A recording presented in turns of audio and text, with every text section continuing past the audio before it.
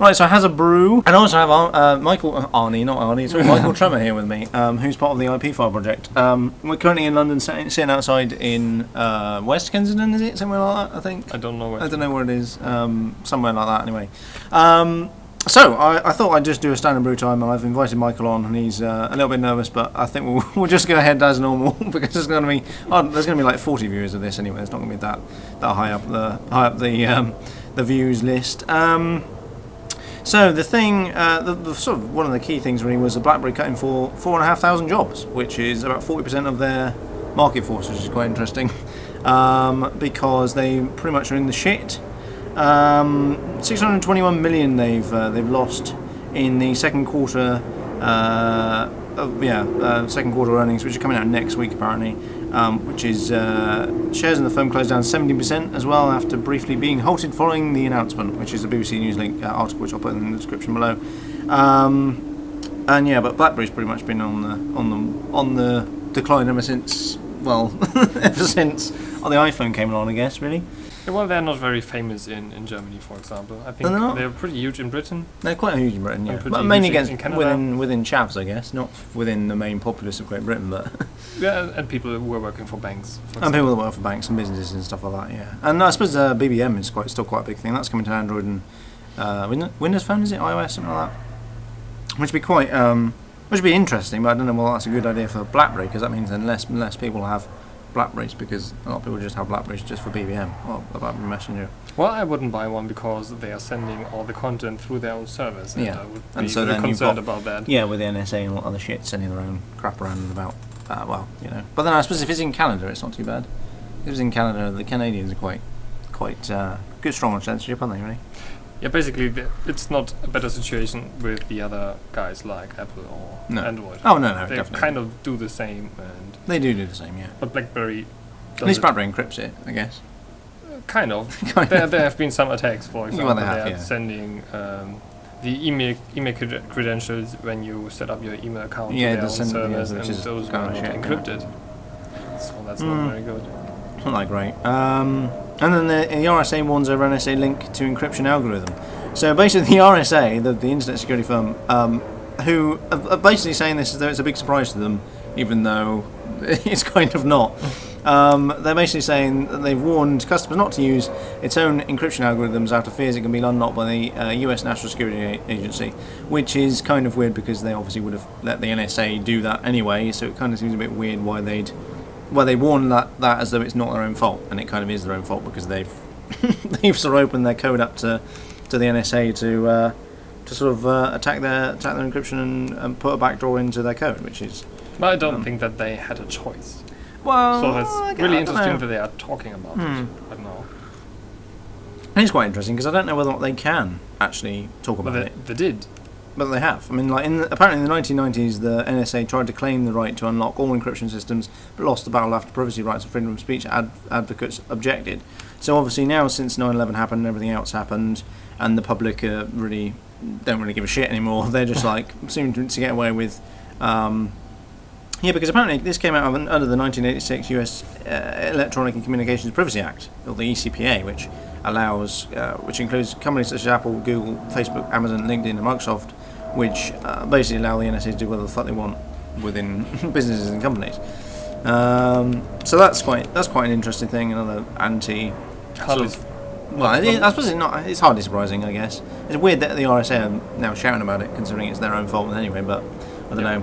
And then you've got LinkedIn, which is challenging the US government over data requests. So LinkedIn, I don't know whether or not, because I don't think LinkedIn's necessarily relevant. I mean, it kind of is, I guess, but it's not. I wouldn't have said it's not really a market leader. It's definitely not something that has a lot of clout, I would have said, because it's only really for businesses and stuff. Yep. But apparently they're now mounting a legal challenge against the US government on its ban to disclose the number of national security related data requests it receives. So it she is allowed to publish the total number of data requests, but not those taken by the security agencies, which I suppose is kind of interesting, but again, nothing new we've not really heard from before. And that's pretty much it. They sort of just, again, it's coming up under the ECPA, the Electronic Communications Privacy Act, which is basically says they have to do this and it has to be all anonymous and you can't basically tell anybody what's going on. That's pretty much it, really. But it's weird that LinkedIn are kicking off about it, because I thought LinkedIn just didn't really care about anything, really.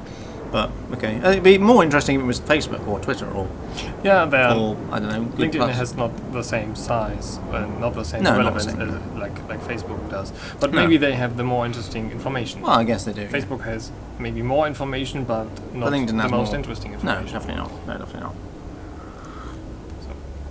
And then there was CyanogenMod. Now this is quite an interesting. It's quite good for the guys over at CyanogenMod, but it could go one or two ways. So basically, what happened with CyanogenMod is they had like a load of private investors turn around to CyanogenMod and said, "We want to invest so much money in you," and they give them $7 million, $4.3 UK British pounds to invest, which is quite good for essentially what is a hobby project. But it's quite a big project, and there's a big blog post which I'll put in the description below.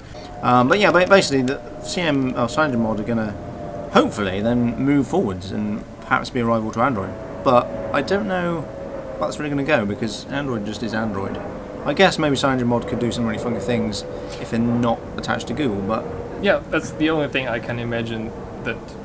This is the foundation of the entire project. An alternative for Android in terms of different operating system, different apps, wouldn't work very well, I think. No, I don't. I think it depends on whether or not it just creates another fragmented something that OEMs can grab hold of. I mean, it's like Linux Phone, because Ubuntu Phone could be quite good.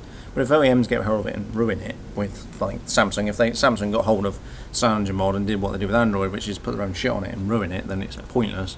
But if CyanogenMod control everything from start to finish, or they just create something to put on like they've always done, like custom ROMs and stuff, it could be quite good. Yeah, I think we could also benefit a lot from an open development. Yeah, if it's like completely entire. Yeah, because Android is kind of open, but it's more closed now than it used to be. Yeah, they develop it as a sort of closed source project, and they open the source when they release a new version. And I don't think that this is not really an actual open source development. No. But CyanogenMod pretty much is open from the start, isn't it? Pretty much. So it sort of messes around with things that are already open source with Android, and constantly releases things as it goes to a release candidate and then to RTM. It's not really RTM because it's not any manufacturer it needs to go to, but so there's that. And the only last thing to really cover is Valve's planning an announcement for Monday, which will be tomorrow, which actually this video will be coming out after that, so we can speculate. Yesterday, the day before that. Yeah, so it's now. So I'll be going back to Plymouth on Tuesday evening.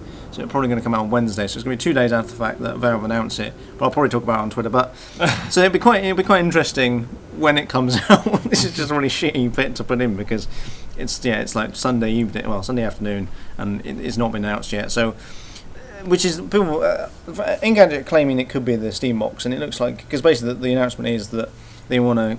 It's to do with Steam in the living room, and I think, especially with the next gen console, because it's not really next gen, they're shitty, but the next gen consoles is a lot of people moving towards PCs. I mean, I know a lot of people that have, especially on Twitter and stuff like that are console noobs and stuff will be moving to PC because it's not cheaper to buy a console anymore because it's like £400 to buy a console outright, and and so it'd be interesting to see whether or not Steam can grab a big slice of that pie or not.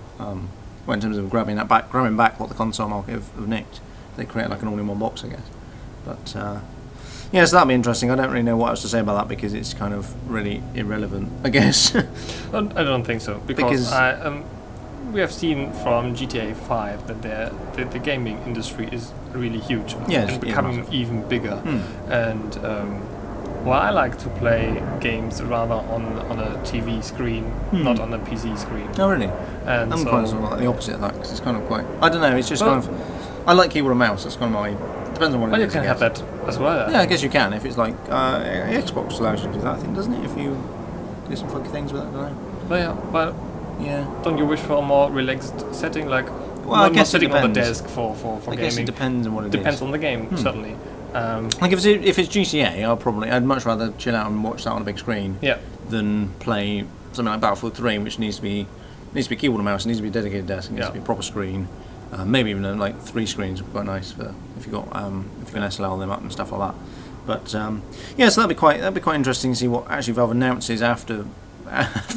Before this video comes out, which this is a kind of pointless segment. There's like a bit of a BS sort of site that Steam have put up, so it'll be interesting to see what they actually announce. It'd be good if they do bring out a Steam box. So I think that could bring even more PC gamers away from console gaming. So the likes of the PlayStation and PlayStation 4 and the Xbox One, which are both pretty well. The Xbox One's just a mess, and the PlayStation's just it's alright, I guess. But there you go.